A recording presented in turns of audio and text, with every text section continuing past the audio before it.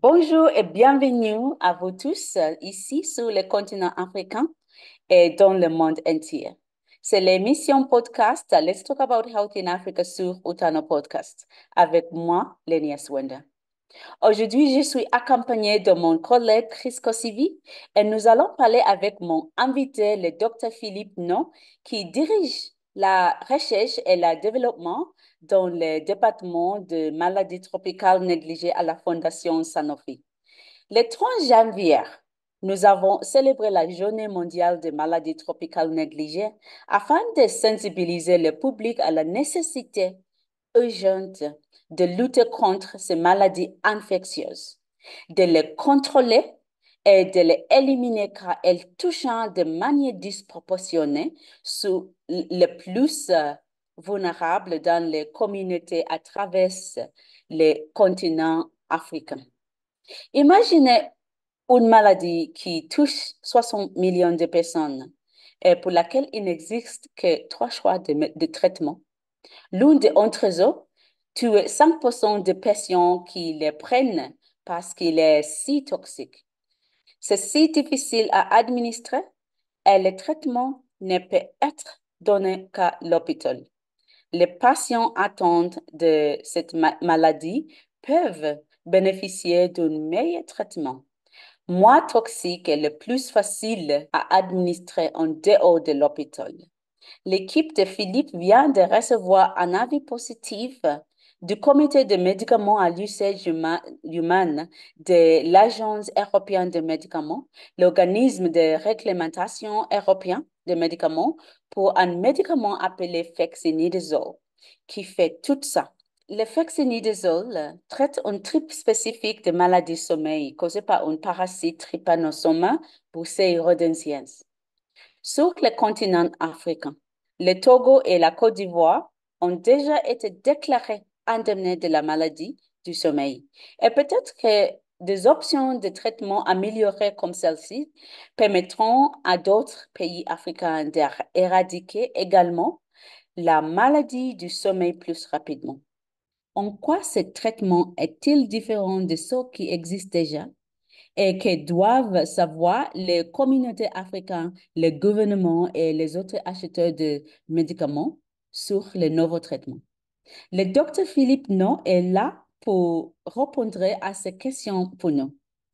Philippe, bienvenue sur Parlons de santé en Afrique sur Utano Podcast ou en anglais, Let's Talk About Health in Africa on Utano Podcast.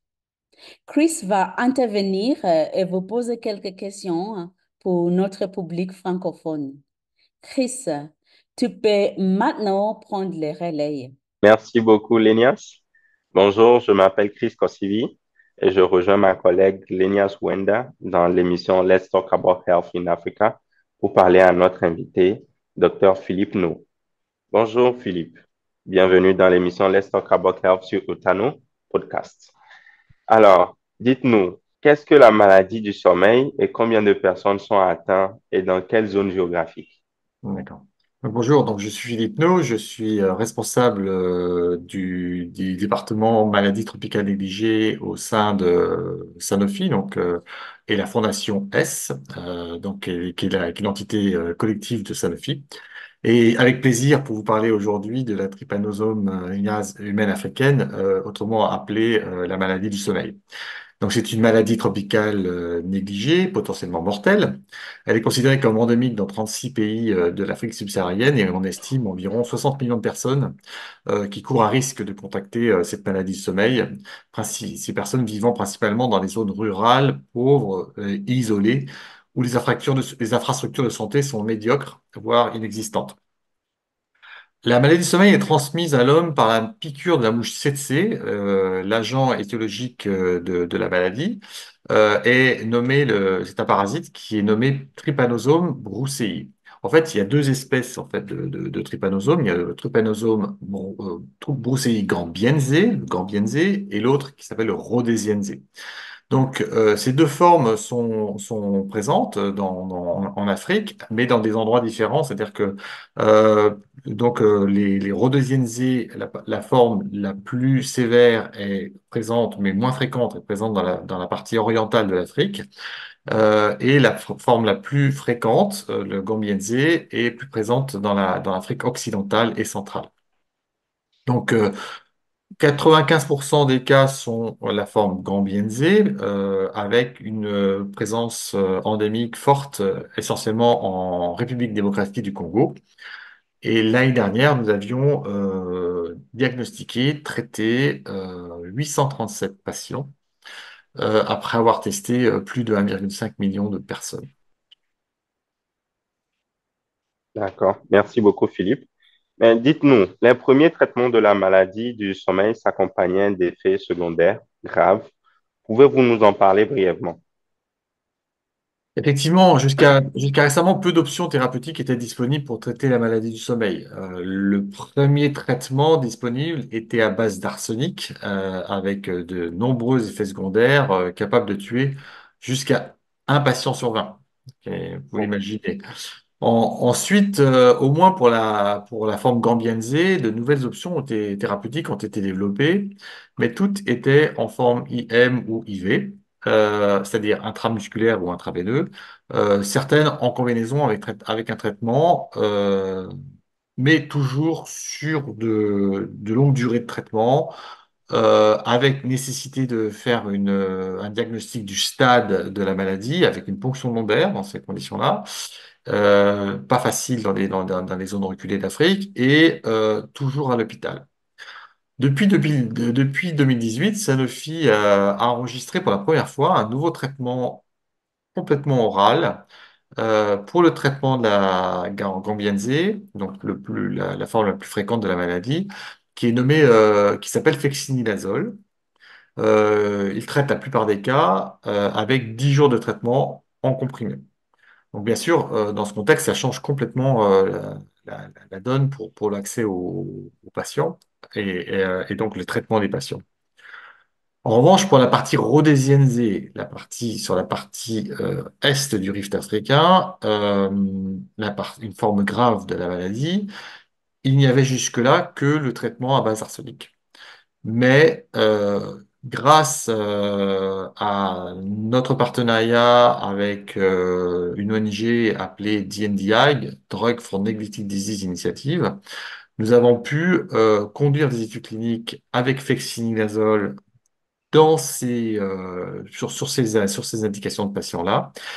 Et Sanofi a déposé le dossier à l'Agence européenne du médicament qui a donné une opinion positive pour traiter ces formes graves avec fexinazole. Donc, ce qui donne beaucoup d'espoir aux patients. d'accord. Merci beaucoup. Donc, on retient que le fexinidazole marche pour les deux et en évaluation. Mais dites-nous, vous avez fait des essais cliniques en Afrique, plus précisément au Malawi. Comment est-ce que c'était comme expérience? Quel était le ressenti de faire ces essais cliniques-là aussi loin? En fait, donc bien sûr, pour obtenir une opinion positive de l'agence européenne, il faut conduire des études cliniques. Et donc fournir ce dossier des résultats des études cliniques aux autorités de santé. Ces études cliniques ont été conduites par DNDi dans les pays endémiques. Il faut savoir que, comme je l'expliquais, cette forme sévère de la maladie est rare, c'est relativement rare, avec une cinquantaine de patients par an. Et nous avons pu recruter 45 patients Mhm. dans cette étude clinique. Ça veut dire qu'il a fallu beaucoup d'énergie, beaucoup d'investissement pour effectivement mettre en place les infrastructures nécessaires pour la conduite de ces études cliniques, partir dans les zones les plus reculées des pays. On m'avait parlé de Malawi. Effectivement, le Malawi, c'est le pays qui a le plus recruté en fait dans cette étude clinique, mais aussi l'Ouganda, OK. qui est aussi endémique. Et donc, c'est pour ça que ça a mis du temps, en fait, à conduire ces études cliniques, à rassembler les informations et les soumettre en données à l'agence européenne et convaincre aussi de l'efficacité de la molécule compte tenu du faible nombre de patients. Merci beaucoup, Philippe. Et vous l'avez dit, le flexinidazole a reçu un avis favorable de l'Agence européenne du médicament pour être utilisé dans le traitement de la maladie du sommeil aigu. Que signifie pour vous l'obtention de cet avis positif et quelle en est l'importance?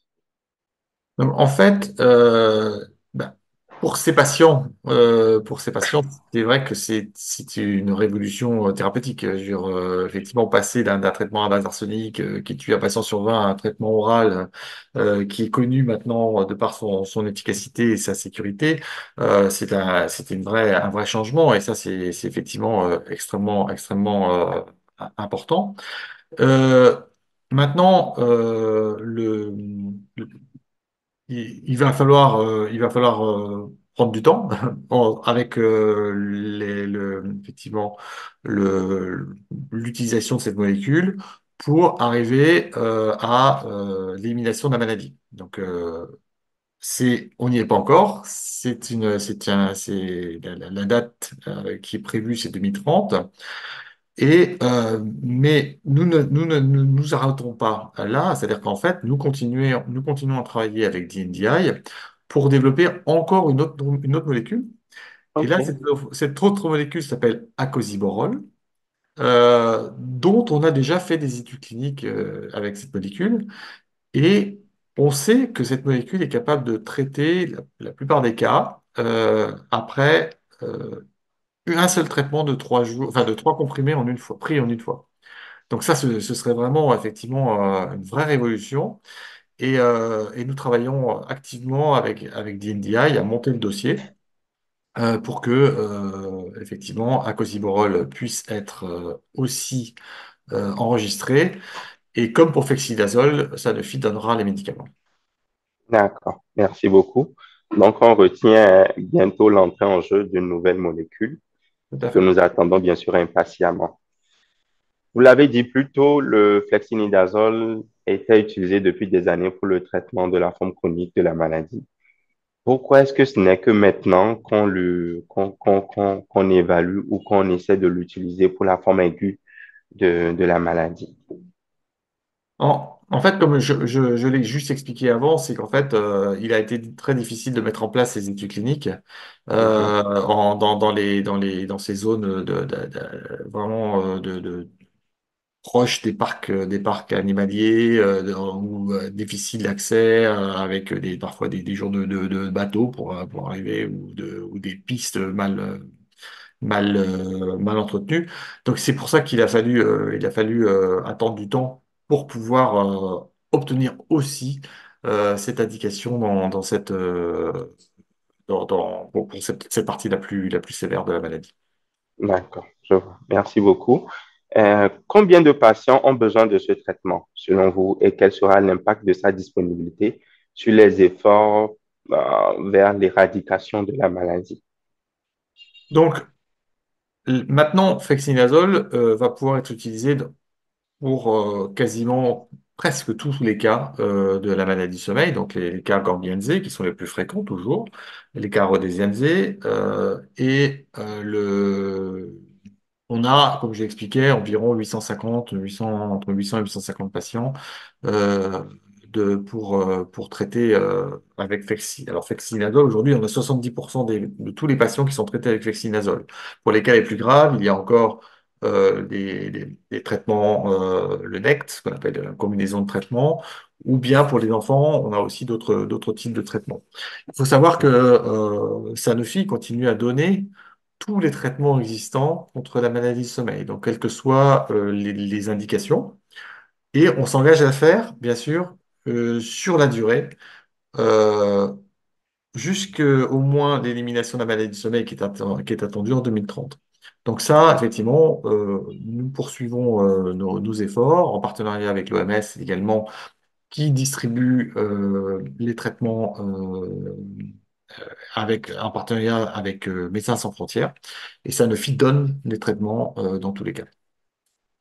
D'accord. Merci beaucoup. Euh, Traiter la maladie du sommeil est une chose, mais le diagnostic est tout aussi important. Vous en convenez avec moi.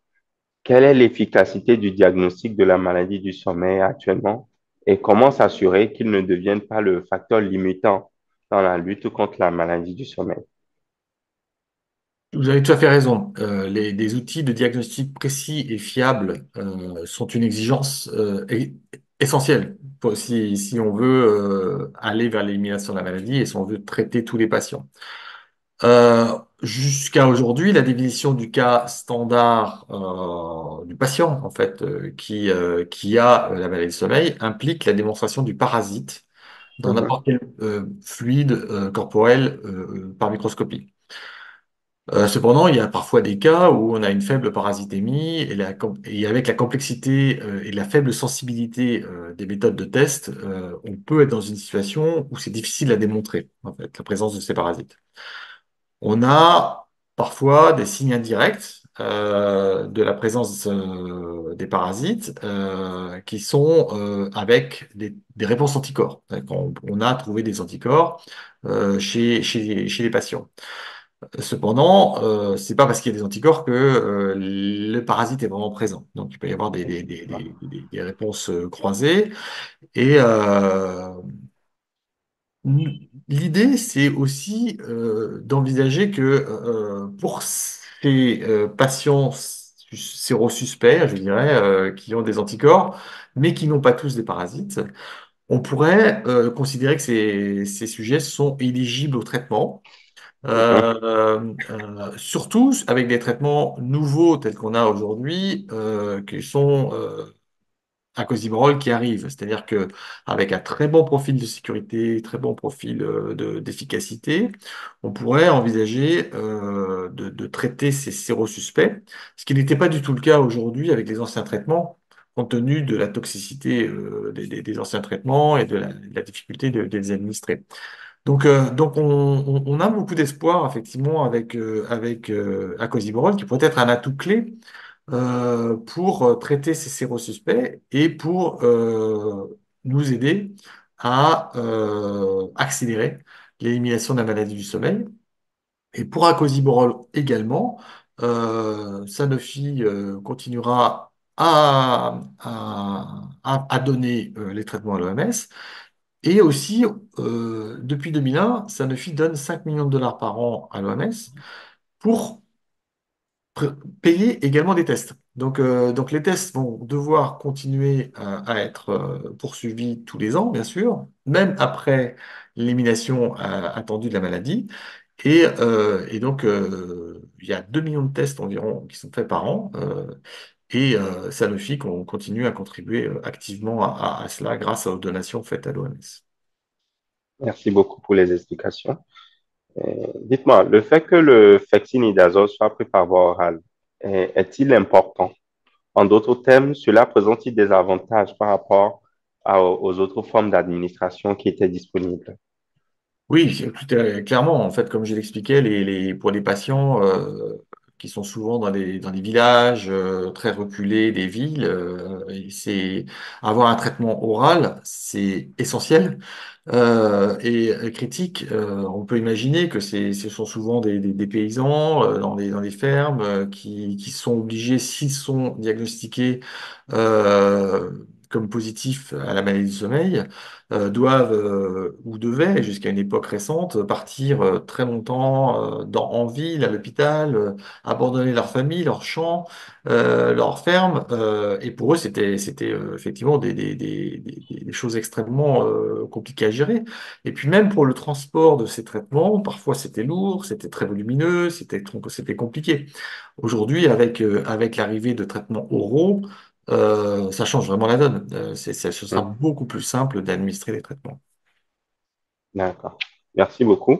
Le fexinidazole est assez stable, étant donné qu'il sera principalement utilisé dans les pays tropicaux.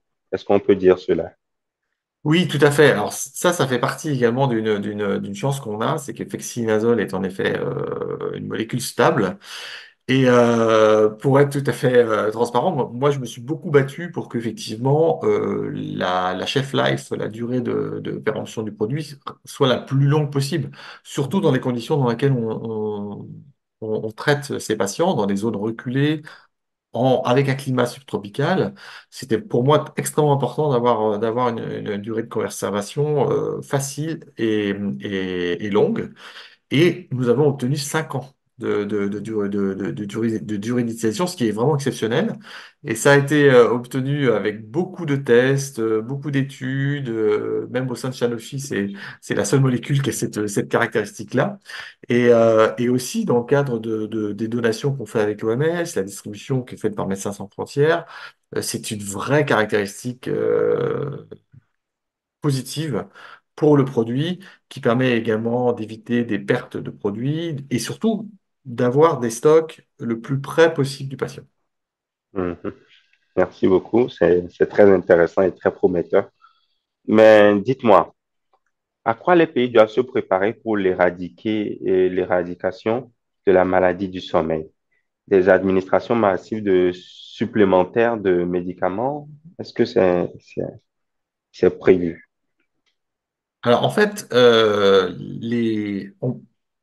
les humains sont le principal réservoir de la maladie du sommeil pour la forme Guillain-Barré, la forme la plus fréquente. Donc pour ces humains-là, on pourrait effectivement imaginer, enfin, on y travaille, obtenir l'élimination de la maladie, c'est-à-dire plus aucun cas de transmission d'homme à homme. Mhm, En revanche, pour la partie rhodesiense, le parasite a aussi un réservoir dans les animaux sauvages. Donc là, éradiquer la maladie n'est pas possible parce qu'effectivement, le parasite est une réserve dans les animaux sauvages. Et bien sûr, il n'est pas question de tuer tous les animaux sauvages. Donc voilà, l'élimination est à portée de main et j'y crois beaucoup et je pense on va y arriver. En revanche, l'éradication n'est pas envisagée, au moins pour la partie rhodesiense, la moins fréquente, mhm. qui se trouve dans les zones les plus d'Afrique subsaharienne. Maintenant, par rapport à ce que je vous disais sur le traitement, on a effectivement un cosiborol qui devrait nous aider pour pouvoir traiter les sérosuspects.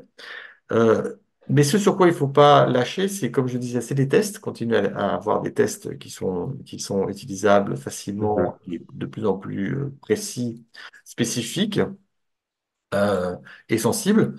Mais aussi, il faut que dans les pays, on continue à avoir des infrastructures en place, des connaissances, de l'expertise qui restent dans les pays. Et ça, c'est aussi important de garder en tête que les pays ne doivent pas abandonner l'expertise sur la maladie du sommeil.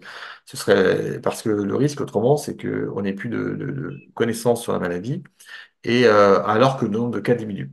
Donc je pense aussi une autre vigilance qu'il faut avoir. D'accord. Merci beaucoup. Mais dites-moi, quel sera le coût de fexinidazole pour les pays? Est-ce que vous avez déjà identifié une fourchette de prix? En fait, depuis le début du partenariat avec l'Organisation mondiale de la santé, Sanofi fait le don de tous les traitements, comme je l'ai expliqué. Donc, pas de notion de prix. Sanofi s'engage à continuer de faire le don de tous les traitements contre la maladie du sommeil dans la perspective d'élimination de la maladie. En fait, ce qui se passe, c'est que Sanofi envoie tous les traitements dans le centre de stockage de Médecins sans frontières qui est basé à Bordeaux. Et à la demande de l'OMS, les envois de traitement se font de ce centre de stockage de Médecins sans frontières vers les pays selon les besoins. Donc, pas de notion de coût, puisque Sanofi, depuis 2001, donne tous les traitements et on continue à le faire. On va continuer à le faire également, même avec les nouveaux traitements. Une très bonne nouvelle pour les patients atteints de cette maladie, je n'en doute pas. Dites-moi, comment les pays peuvent-ils obtenir ce traitement? Cela se fera-t-il par l'intermédiaire d'un partenaire comme l'OMS, comme vous l'avez dit? Est-ce qu'il y a d'autres partenaires ou bien vous allez commencer à collaborer directement avec certains pays? Aujourd'hui, on a un système qui marche, qui fonctionne très bien, comme je vous l'ai expliqué, c'est-à-dire donation à l'OMS, distribution par Médecins sans frontières dans les pays.